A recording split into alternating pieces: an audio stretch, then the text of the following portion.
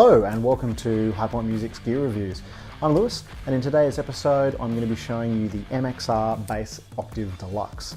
A Bass Octave Deluxe pedal is really, aimed as a live tool to my ears, because some smaller speakers like headphones, earbuds, iPads, TVs aren't really going to produce the low octave that this thing can output quite as well as a big PA system or a big speaker cabinet. You'll notice a much bigger change in live, but by the same token, when you're running live and you've got enough volume on stage to run your bass amp with a bit of growl to it, you can really lay the hammer down with something like this. Adding an octave below what you're already playing is a great dynamic tool for shifting the focus and shifting the mood of the song, and it really is a good way to add some colour to single note lines and maybe some distorted stuff as well to really take the power of a song that may be in the chorus or in the bridge or in the intro or something like that to another level. So I'm going to show you a few of the settings that you can do with this and a couple of the features. I'm playing my jazz bass. We're running straight through the Bass Octave Deluxe into the Tech 21 VT Bass DI. Clean tone sounds like this.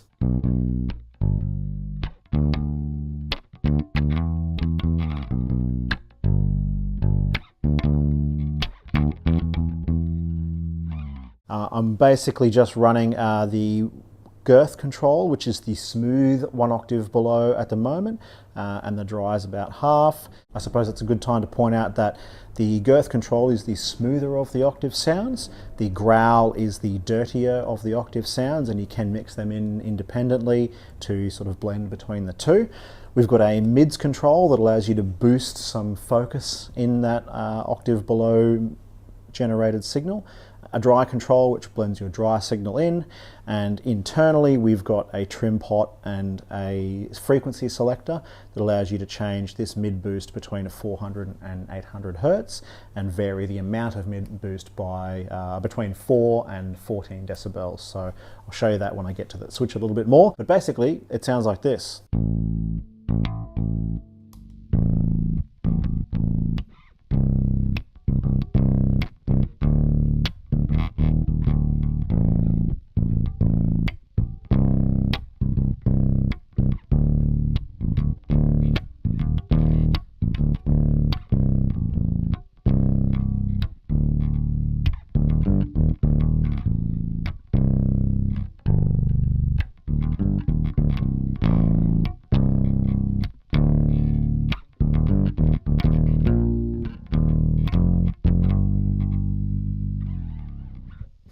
You can dial some more of that girth in. I'll run that at minimum and show what it kind of goes from.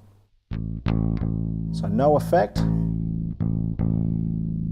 about that 10 o'clock point it starts to come in.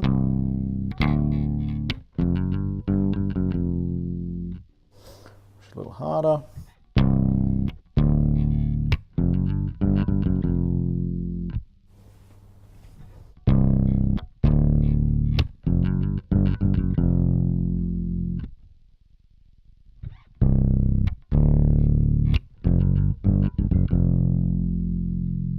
Of course, if you wanted to really change the way it sounds and the effect you're having, you can dial some of your dry signal out and go from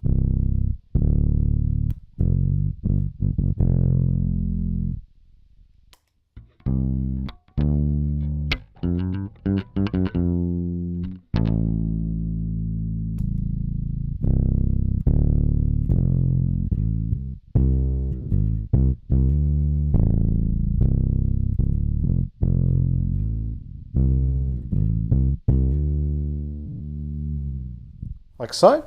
If you wanted to get some of the dirtier growl in, you could dial it in like this.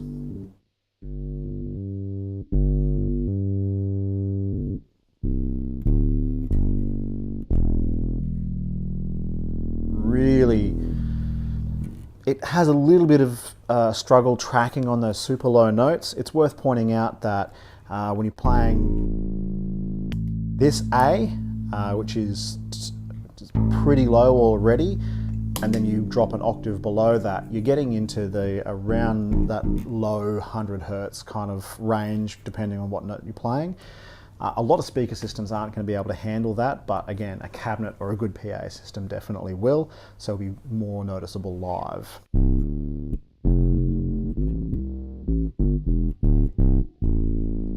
So to get that really growly kind of sound, I'd probably have the dry up a little bit more than just the growl down.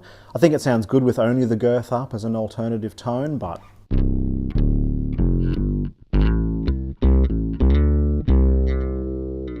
adding that dry in really gets you some cool alternative kind of bass tones.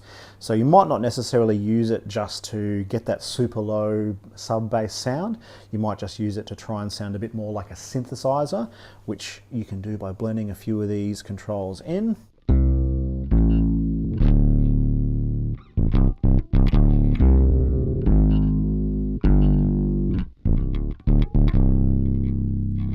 And controlling the way you're playing to really accent those sort of tones. The other control that the pedal has is this mid boost here. So you can go from something that sounds like this to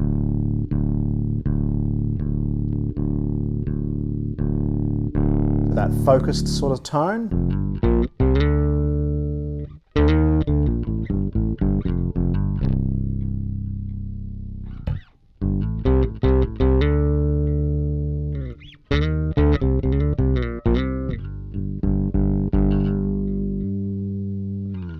And it really adds a nice little hump in there to the mid-range.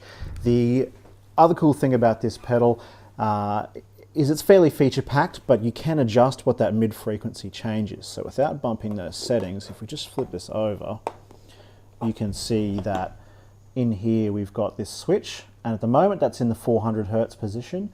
When I switch it up, it goes to the 800 Hertz.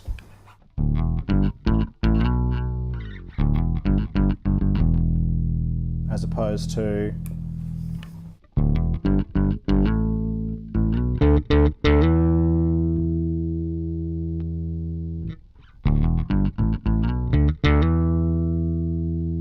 a little bit of change there in the focus, and this trim pod is what you would use to adjust how much mids boost is going on. I have got that running at about 10 dB at the moment. I haven't got it cranked, I haven't got it all the way down. That's how it comes out of the factory, and being that it's something you've got to access by running through the back of the pedal, I think it's probably worth just showing basically what it can do, and then once you get your head around running these controls on the front, just using that mid switch to turn on and off and vary that tone is a good way to choose where to go with it.